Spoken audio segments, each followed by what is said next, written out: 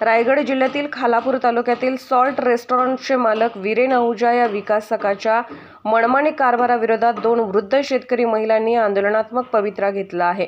शेतकरी अलका समेळ आणि सुलोचना चव्हाण यांच्या शेतीलगत असलेल्या तळ्याची भिंत या रेस्टॉरंट मालकाने उंच केली आहे, असा आरोप उपोषणकर्त्यांनी केला आहे। येथील शेतीलगत आरसीसी बांधकाम करून भिंत उभारल्याने पूर्वापार पाण्याचे नैसर्गिक निचरा होणारे मार्ग बंद झाले आहेत। परिणामी येथील सुपीक जमिनीत हे पाणी 4 फुटापर्यंत तुंबत असल्याने 2 वर्षापासून ही शेतजमीन नापीक झाली आहे। या विरोधात अनेकदा प्रशासन दरबारी तक्रारी निवेदन देण्यात आले। तहसीलदार यांनी दिलेल्या आदेशाला आहुजा यांनी केराची टोपली दाखवली आहे। त्यामुळे वृद्ध शेतकरी महिलांनी आक्रमक पवित्रा घेत रेस्टॉरंट बाहेर आमरण उपोषण सुरू केले आहे। जीव गेला तरी चालेल, आम्हाला न्याय मिळाल्याशिवाय आम्ही इथून हटणार नाही, अशी प्रतिक्रिया उपोषणकर्ते अलका समेळ आणि सुलोचना चव्हाण यांनी दिली आहे।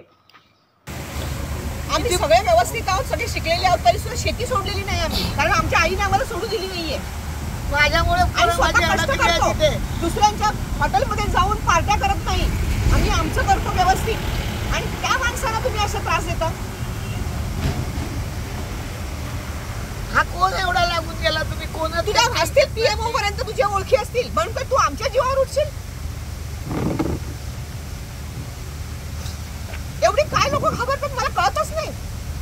तो काय वाघ पडला? तो पुढच्या देशातून आला आणि इथे वाघ इलो आहे, तो खातो सगळ्यांना, आणि तुम्ही एवढे लोक घाबरता कसे काय? सरकारी सुद्धा लोक। मी बोलू? मग ही माझी आई सुलोचना चव्हाण, माझं नाव अलका चव्हाण समेळ, माझं वय 57 आहे, आईचं वय 77 आहे।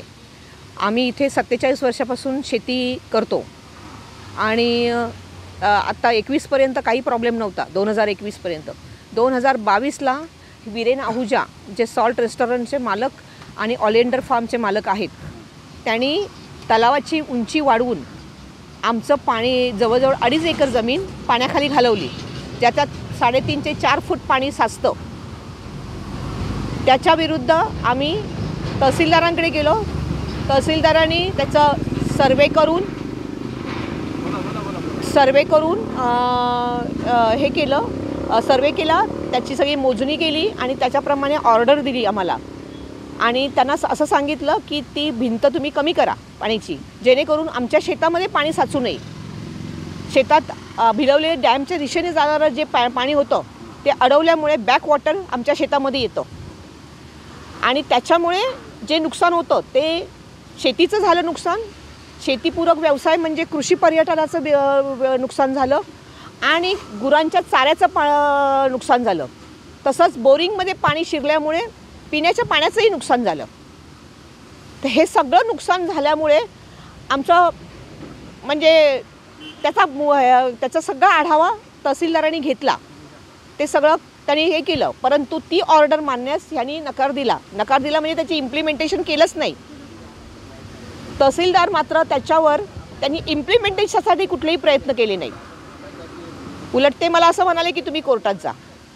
कोर्टात गेल्यानंतर किती वर्ष जातात हे आपल्याला माहिती आहे जनरली, आणि एवढ्याशा कामासाठी आम्ही किती कोर्टात जायचं आणि त्यातून काय निष्पन्न होणार, कधी निष्पन्न होणार, तिथपर्यंत होणाऱ्या नुकसानाला जबाबदार कोण? आमची एवढीच मागणी आहे की त्या तलावाची उंची पूर्वीप्रमाणे व्हावी, पाणी साचू नये शेतामध्ये। त्यांनी पाणी साठवण्याला आमचा विरोध नाही, परंतु आमच्या शेतामध्ये पाणी साचता कामा नये। तसंच आमचा जो झालेला 2 वर्षाचा खर्च आहे, नुकसान आहे, तो त्यांनी द्यावा।